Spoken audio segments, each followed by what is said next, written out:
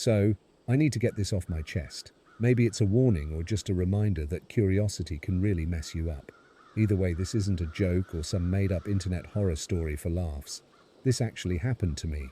You know how they say to stay away from the dark web? Like every Reddit thread and YouTube video screams about how sketchy it is and how you'll end up on some hit list if you poke around too much? Well, I didn't take that seriously at first.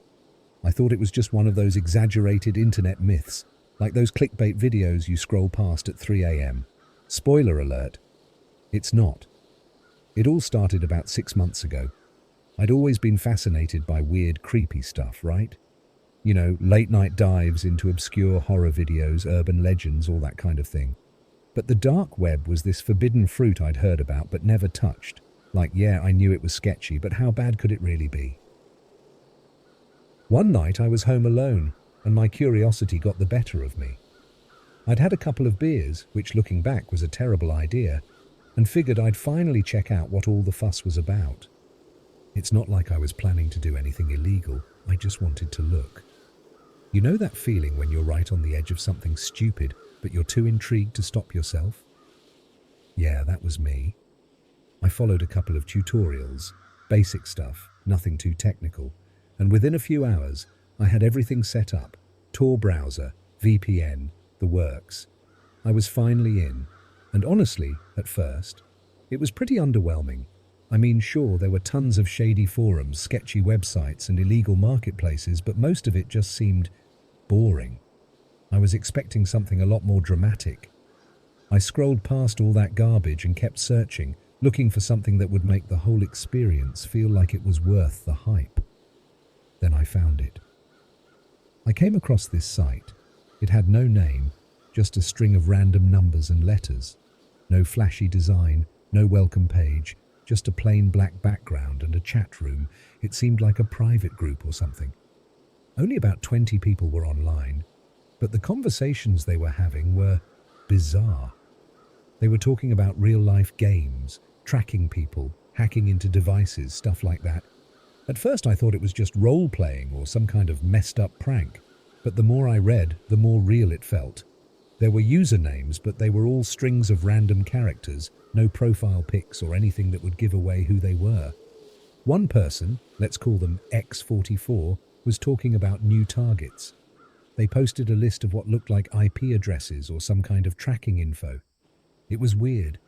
It felt like they were talking in code, but it wasn't that hard to piece together the gist of what they were discussing. They were hunting people. At this point, my heart was starting to race, but instead of backing out like a normal person, I stayed. I guess part of me thought I'd just stumbled into some creepy ARG, alternate reality game, or that this was some messed up trolling thing, you know, like how people pretend to be hackers or secret agents to freak people out. Then something happened that made me wish I'd clicked away right then and there. A message popped up, directed at me. "Welcome, newbie. Care to join the game?" I froze. My screen name was nothing special, just some throwaway I'd made up on the spot, but somehow they knew I was there. My first thought was that I'd accidentally posted something, maybe clicked a button by mistake, but I hadn't typed a single thing in that chat room. I just lurked. I didn't reply. Instead, I clicked out of the chat and closed the browser. I was officially done, or at least I thought I was, but the damage had already been done. The next morning when I woke up, my phone had a strange notification. It wasn't from any app I recognized.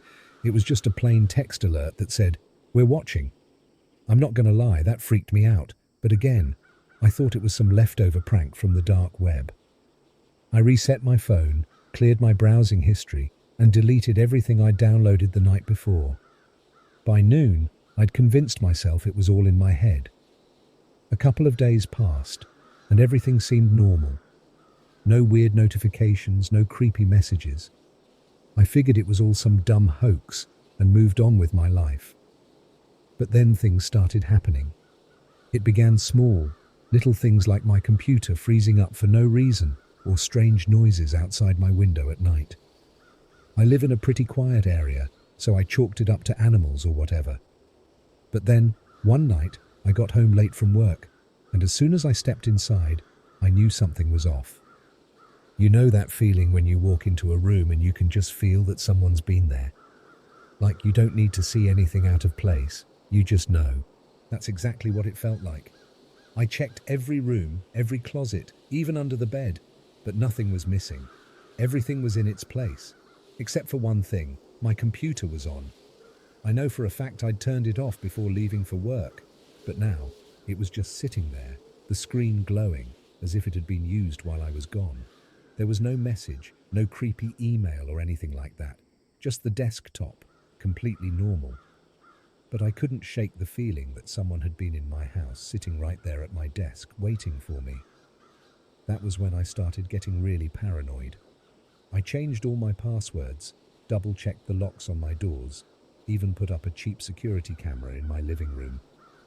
I thought I was being overcautious, but looking back, I wish I'd done more. A week later, I realized it wasn't just paranoia.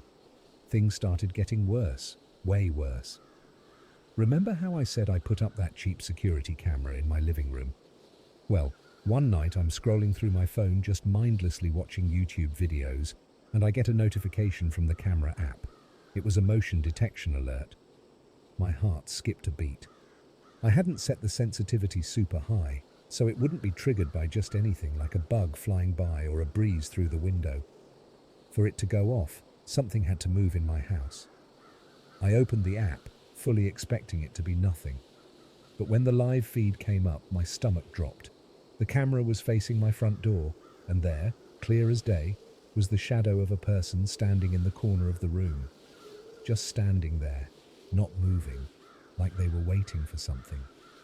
At first I thought it had to be a glitch. No way there was someone in my house. I mean, I would have heard them, right? But as I sat there staring at the screen, the figure didn't disappear. It wasn't some random shadow. It was real. I jumped out of bed, grabbed the closest thing I could find, which, unfortunately, was a broom, and tiptoed into the living room. My heart was pounding so loud, I swear it was echoing off the walls. I peeked around the corner, expecting to see someone standing there in the dark, but when I stepped into the room, it was empty. No one. Not a single thing out of place. I checked the camera feed again. The figure was gone. I scrolled back through the footage, but there it was, clear as day. Someone had been there, and then without warning they vanished. I didn't sleep that night. I couldn't. I ended up sitting on my couch with all the lights on, just staring at the front door, trying to convince myself that it was just my imagination. Maybe the camera glitched. Maybe I was seeing things. But deep down, I knew I wasn't. The next day, I called the cops. I told them someone had broken into my house, but I didn't mention the dark web stuff. I figured they wouldn't take me seriously if I started talking about creepy chat rooms and mystery figures. They sent someone over, and of course they found nothing.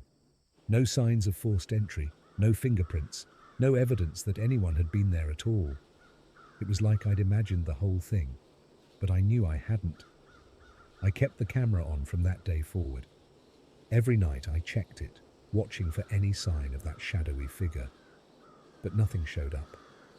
For a few days, things calmed down again. I started thinking maybe I'd overreacted. Maybe it was all just some weird coincidence. Then the notes started. The first one was taped to my front door when I got home from work. It was written on this old, yellowed piece of paper, like someone had torn it out of a really old book. There was only one word written on it: soon. That's it. No signature, no explanation, just soon.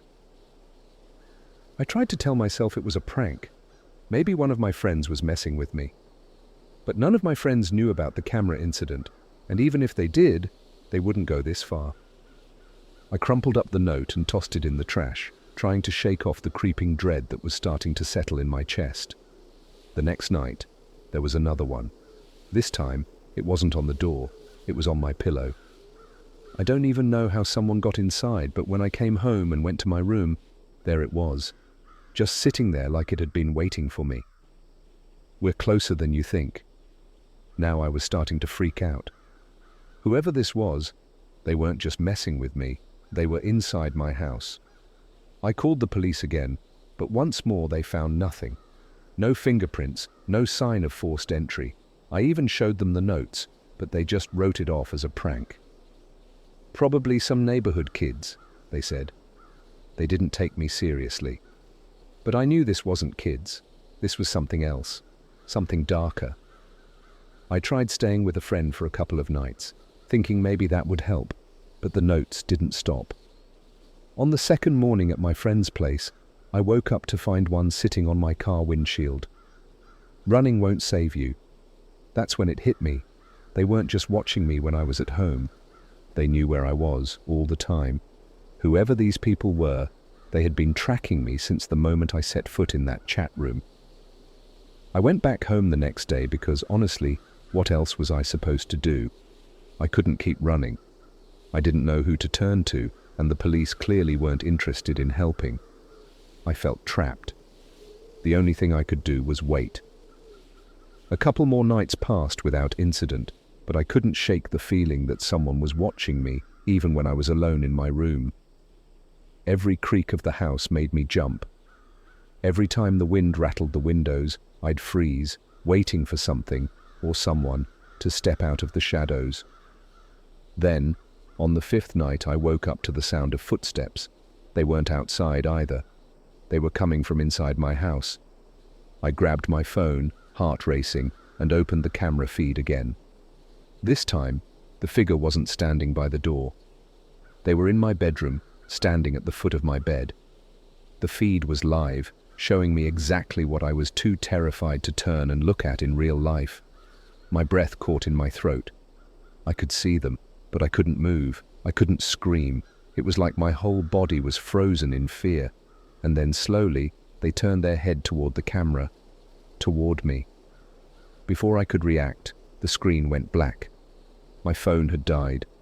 I reached over to grab my charger, my fingers shaking so badly I could barely hold onto the cord. I plugged it in, and when the screen came back on, the camera feed was empty. Just my bedroom, the way it always looked. But I knew they'd been there. And worse, I knew they'd seen me watching them. That's when I realized this wasn't just some random hacker messing with my head. This was personal. They weren't just lurking online anymore. They were inside my life, and they weren't going to stop until they had me. I don't know how I slept after that night, but I guess fear has a way of wearing you down until you just crash. When I woke up, it was daylight, and for a moment I could almost convince myself that everything that had happened was just a nightmare. But then I saw my phone, still plugged in, and the app was open on the camera feed from last night. The feed where that thing, that person, had been standing at the foot of my bed staring at me. I checked every inch of my house that morning. I looked for any sign of how someone could have gotten in. No broken windows, no picked locks, no muddy footprints, nothing. It was like they had vanished as quickly as they appeared. The whole thing didn't make sense. I even considered the possibility that I was losing my mind. Maybe the stress was getting to me. Maybe I was hallucinating. But then came the knock. It was about noon, and I was sitting in my living room, trying to keep my mind occupied by watching TV. Honestly, I don't even remember what was on the screen. My brain was too foggy to focus on anything. All I could think about was that figure in my room, the way they stood so still like they were waiting for me to notice them, the way they knew I was watching. And then I heard it. A knock. 3 slow, deliberate knocks on my front door. It wasn't like the usual knocks, where someone's in a hurry to get your attention. This was different. Each knock echoed through the house like whoever was on the other side wanted me to know they were there. I froze. My first instinct was to pretend I wasn't home. Maybe they'd go away. But the knocking didn't stop. It was steady, rhythmic, like they had all the time in the world. I grabbed my phone and opened the camera feed again, expecting to see someone standing on my front porch. But when the feed loaded, no one was there. The porch was completely empty.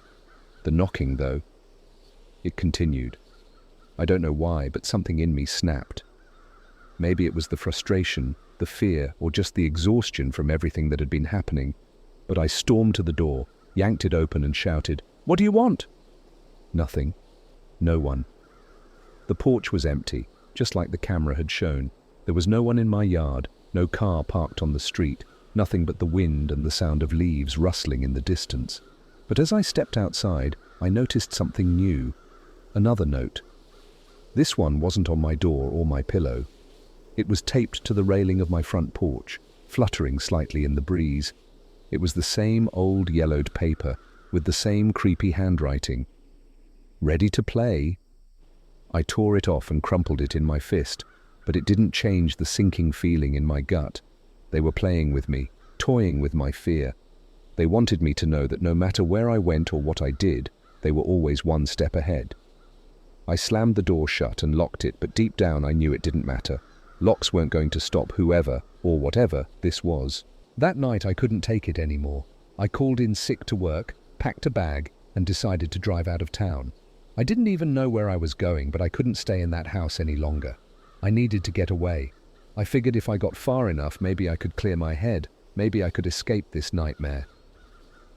I drove for hours, just heading west on some random highway. The sun was starting to set by the time I spotted a small motel off the side of the road. It was one of those dingy places with a faded sign and peeling paint, but it didn't matter. I just needed a place to hide for the night. I checked in, using cash. I wasn't about to give out my credit card info, not after everything that had happened, and locked myself in the room. It was small, with one of those old boxy TVs and a bed that creaked if you so much as looked at it wrong, but at least it felt safe. For the first time in days, I felt like I was out of their reach, but I should have known better. I was about to turn off the light when I noticed something on the nightstand, a small piece of paper folded in half. My stomach twisted as I reached for it, already knowing what it was. Another note. This time, it was different though. The handwriting was the same, but the message was shorter, just one sentence that made my blood run cold. Nice try. I dropped the paper and stumbled back, my legs feeling like they were going to give out beneath me. They had followed me. They knew where I was, even here, miles away from home, in some random motel that I hadn't even planned on staying in. I ran to the window, pulling back the curtains just enough to peek outside. The parking lot was mostly empty, a few cars scattered here and there. But then I saw it. A dark figure, standing under the single streetlight by the entrance, just out of view of the security cameras. They weren't moving, just standing there, staring up at my window. I let the curtain fall back and collapsed onto the bed. My hands were shaking so bad I couldn't even think straight. I knew I had to leave. I had to get out of there before they did, whatever it was they were planning to do. I grabbed my bag and rushed out the door, my heart pounding in my chest. As I hurried to my car, I couldn't help but glance toward the streetlight. The figure was still there, watching me. I could feel their eyes on me, tracking my every move. I fumbled with my keys, trying to unlock the door, but my hands were shaking so much that I kept dropping them. Finally, I managed to get the door open and jumped inside, slamming it shut and locking it behind me. I didn't even wait to start the car. I threw it in reverse and peeled out of the parking lot as fast as I could, not daring to look back. I drove for hours, not stopping until I was sure I was far enough away. By the time I finally pulled over at a gas station, it was well past midnight, and I was running on pure adrenaline. I hadn't eaten, hadn't slept, but I didn't care. All I cared about was getting as far away from them as possible. But as I sat there, gripping the steering wheel and staring out at the dark highway, I realized something terrifying. No matter how far I drove, no matter where I went, they were always going to find me, and I didn't know how to stop them. I didn't stop driving until I was nearly out of gas. By the time the fuel gauge hit empty, I was in the middle of nowhere, just dark, endless highway with nothing but trees on either side. The nearest gas station was still miles away, but I didn't have a choice. I pulled off onto a narrow dirt road, hoping to at least find somewhere I could park and think, maybe try to figure out what the hell I was going to do next. As I drove down the path, the trees seemed to close in on me, their branches hanging low and casting long shadows across the headlights. I felt like I was being swallowed by the forest, like it was trying to pull me deeper into its darkness. After what felt like forever, I spotted a clearing up ahead. An old abandoned house sat at the end of the road, barely visible in the moonlight. It looked like something out of a horror movie: weathered wood, broken windows, the roof sagging like it was tired of holding itself up. Everything about it screamed, "Stay away!" But I didn't have many options. My car was on its last few drops of gas, and I wasn't about to sleep in it, not with them out there. I parked the car and grabbed my bag, slamming the door behind me. The sound echoed through the woods, and I froze, listening. But there was nothing. Just the wind rustling the leaves and the distant call of an owl. I tried to tell myself I was alone, that whoever had been following me couldn't have tracked me here. But that's the thing about fear. It gets under your skin. It convinces you that no matter where you go, no matter how far you run, something's always watching. I made my way to the front door of the house, pushing it open with a loud creak. The inside was worse than the outside. Dust-covered furniture, peeling wallpaper, a faint smell of rot lingering in the air. There were no signs that anyone had been here in years. Part of me felt relieved. I figured if this place was as abandoned as it looked, maybe I could finally get some rest. I picked a room at the back of the house, farthest from the front door, and set my bag down on the floor. The room was small, with a single filthy window that barely let in any light. The only furniture was an old wooden chair and a mirror propped against the wall. I didn't bother looking at my reflection. I already knew what I'd see. A terrified, exhausted wreck of a person who had no idea how they'd gotten themselves into this mess. I sat down on the floor, leaning my back against the wall. I could feel the cold creeping in through the gaps in the wood, but I didn't care. I just needed to rest for a moment. Just a moment. I must have drifted off, because the next thing I remember is waking up to the sound of footsteps. Slow, deliberate footsteps, coming from somewhere inside the house. I bolted upright, my heart pounding in my chest. I listened, trying to pinpoint where the sound was coming from. It wasn't in the room with me, but it was close. Too close. Someone, or something, was moving around in the house, and I had no idea how long they'd been there. I grabbed my bag and stood up as quietly as I could, moving toward the door. The footsteps stopped. I held my breath, waiting, listening. The house was dead silent. I glanced at the window, thinking maybe I could climb out and make a run for it, but the glass was covered in grime, and the wood around the frame looked like it would splinter if I so much as touched it. Suddenly, the footsteps started again, closer this time. They were slow, deliberate, like whoever it was knew exactly where I was. I pressed myself against the wall, trying to stay as quiet as possible. My mind was racing. How had they found me? How had they gotten in without me hearing? Then I remembered the figure from the motel, the one that had been standing under the streetlight. They hadn't needed to break in. They didn't care about doors or windows. They'd followed me, hunted me, without making a sound. I didn't wait to find out who, or what, was on the other side of that door. I threw it open and bolted down the hallway, not even bothering to be quiet anymore. I could hear the footsteps following me now, faster, like they were running too. But no matter how fast I ran, it felt like they were right behind me, breathing down my neck. I burst out the front door and into the night, sprinting toward my car. My legs were shaking, and my breath came in ragged gasps, but I didn't stop. I couldn't stop. I fumbled with my keys, desperate to unlock the door, but my hands were trembling so badly I could barely hold them. Finally, I managed to get the door open and threw myself inside. I jammed the key into the ignition and twisted, praying the car still had enough gas to start. The engine sputtered to life, and I slammed my foot on the gas pedal, the tires kicking up dirt as I sped down the narrow road. I glanced in the rearview mirror, expecting to see someone, something, chasing after me. But the road was empty. I didn't slow down until I was miles away, far from the house and deep into the woods. My heart was still racing, my hands shaking on the steering wheel. I didn't know where I was going. I just needed to keep moving. But as I drove, something caught my eye. The rearview mirror, which I'd been staring at just moments ago, was no longer showing the empty road. Instead, there was a figure sitting in the back seat, staring directly at me. I screamed and swerved off the road, crashing into a ditch. The car jolted to a stop, and everything went silent. For a few seconds, I just sat there, too stunned to move. My head was spinning and my chest was heaving as I tried to catch my breath. Slowly, I turned to look into the back seat. It was empty. There was no one there. I let out a shaky breath, gripping the steering wheel so hard my knuckles turned white. I tried to tell myself it was just my imagination, that I was seeing things because I hadn't slept in days, because my mind was unraveling from the fear. But deep down, I knew that wasn't the case. They had found me again. And this time, I wasn't sure if I could escape.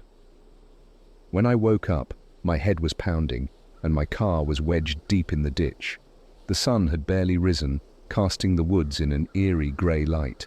My body was stiff, aching from the crash, but I was alive. The memory of the figure in the back seat hit me like a wave, and I twisted around, expecting to see them still sitting there watching me. But again, nothing. Just the empty back seat, my crumpled bag, and the silence of the woods around me. For a split second, I thought maybe I was finally free of them. Maybe the crash had somehow broken whatever twisted connection they had to me. But then I saw it, the note. It was stuck under the windshield wiper, flapping lazily in the breeze. My stomach twisted as I reached out and grabbed it, my fingers shaking as I unfolded the familiar yellowed paper. It's time. I crumpled it in my fist, anger and fear surging through me in equal measure. They weren't just stalking me anymore. They were toying with me, dragging this nightmare out as long as they could. And now, they wanted to finish it. I needed help. The police were a joke at this point, and no one else would believe me. So I did the only thing I could think of. I ran. I left the car, grabbed what little I had, and started walking through the woods, heading in the direction I hoped would lead me back to the highway. The trees closed in around me, their branches creaking in the wind, casting long shadows on the forest floor. Every rustle of leaves, every snap of a twig, made me jump. I could feel them watching, even though I couldn't see them. It was like they were always just out of sight, hiding in the shadows, waiting for the right moment to strike. Hours passed, maybe more, but time felt irrelevant. My only focus was to keep moving, to stay ahead of whatever was out there. But as the sun dipped lower in the sky, a cold realization began to settle over me. I was lost. The woods stretched out endlessly in every direction. No sign of the highway, no signs of life, just trees and the growing darkness. Panic gripped my chest. I hadn't seen another person, another car, or even a trail. It was just me and the overwhelming silence. And then I saw it. Up ahead, through the trees, there was a faint glow, like a light flickering in the distance. For a moment, I thought maybe it was a house or a camp, maybe even a rescue team looking for me. Hope surged through me, and I started running toward it, desperate for any kind of human connection. But as I got closer, I realized something was wrong. The light wasn't coming from a house or a campfire. It was coming from the same abandoned wooden house I had left the night before. I stopped in my tracks, my heart dropping into my stomach. How was that possible? I had driven miles away from that house, crashed my car and walked for hours. There was no way I could have circled back to the same spot. But there it was, standing in the clearing, the old wooden house, its broken windows glowing faintly in the dim light of dusk. The front door hung open, swaying slightly in the breeze, as if it had been waiting for me to return. Everything in me screamed to turn around, to run the other way, but something stronger was pulling me toward it. Like a magnet, like gravity. I couldn't stop myself. My legs moved on their own, carrying me closer and closer to the house. I stepped inside. The air was thick with the smell of decay, the floorboards creaking under my weight. The same dusty furniture, the same peeling wallpaper, everything exactly as it had been before. But this time, something was different. The mirror in the back room, the one I had avoided looking at before, was now sitting in the middle of the hallway, tilted toward me. There was something written across the glass, in that same familiar handwriting. Look. I didn't want to. Every fiber of my being was telling me not to look, to turn around and leave, but my body refused to listen. Slowly, I stepped closer, the reflection in the mirror growing clearer with each step. And then I saw it. It wasn't my reflection staring back at me. It was them. The figure from the motel, the one I'd seen in the camera feed, was standing in the mirror grinning at me. Their face was blurred like it was smeared across the glass, but I could still make out the twisted smile, the hollow eyes. And behind them, standing in the shadows, were dozens more. Figures, faces, all of them staring at me through the mirror, their expressions twisted into grotesque grins. They were watching me, waiting. My stomach churned. I wanted to scream, to run, but I was frozen, trapped in place as the figure in the mirror slowly raised their hand and pointed at me. I tried to tear my eyes away, but it was like I was stuck, like my whole body was locked in place. I could feel the cold sweat running down my back, my breath coming in short, ragged gasps as I stared at the figures crowding the mirror. Then, one of them, the one closest to me, started to move. They stepped out of the mirror. I stumbled back, tripping over my own feet and crashing into the wall behind me. The figure kept coming, slow and deliberate, their face still twisted in that inhuman grin. This wasn't a nightmare anymore. This was real. They were real. I scrambled to my feet, my body shaking so violently I could barely stay upright. The figure was inches away now, reaching out, their hand cold and clammy as it brushed against my arm. And then they whispered, so soft, I almost didn't hear it. You're part of the game now. Something snapped inside me and I ran. I didn't care about where I was going or what was behind me. I just ran, my feet pounding against the wooden floor as I burst through the front door and into the woods. I didn't stop. I couldn't stop. The trees blurred past me, the branches clawing at my clothes, the cold air burning my lungs. But I didn't look back. I ran until my legs gave out, collapsing onto the cold, hard ground, gasping for breath. The woods were silent again, but I knew it wasn't over. It would never be over. Because no matter how far I run, no matter where I hide, they'll always find me.